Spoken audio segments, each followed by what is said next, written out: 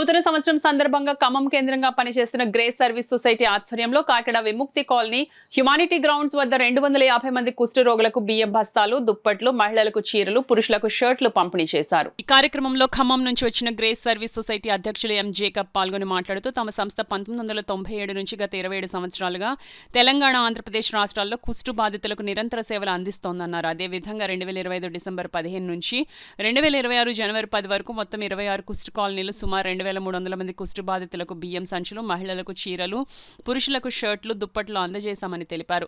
కాకినాడ విముక్తి కుష్టు కాలనీలో జరిగిన ఈ కార్యక్రమంలో కాలనీ పెద్దలు, నాయుడు తదితరులు పాల్గొని తమకు అందిన సహాయానికి గ్రేస్ సర్వీస్ సొసైటీ కృతజ్ఞతలు తెలిపారు.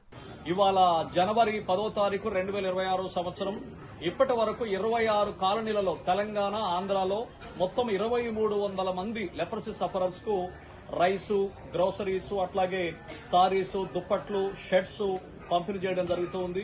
మేము చాలా సంతోషిస్తున్నాం. ఇచ్చిన ప్రతి వాళ్ళు కూడా మా దృష్టిలో వాళ్ళందరూ కూడా దేవునికి ఇచ్చినట్టుగా, ప్రభుకి ఇచ్చినట్టుగా మేము భావిస్తూ ఉన్నాం. ఇక అవకాశం కల్పించినందుకు అందరికీ కృతజ్ఞతలు. అట్లాగే గ్రేస్ సర్వీస్ సొసైటీ వారికి కూడా కృతజ్ఞతలు.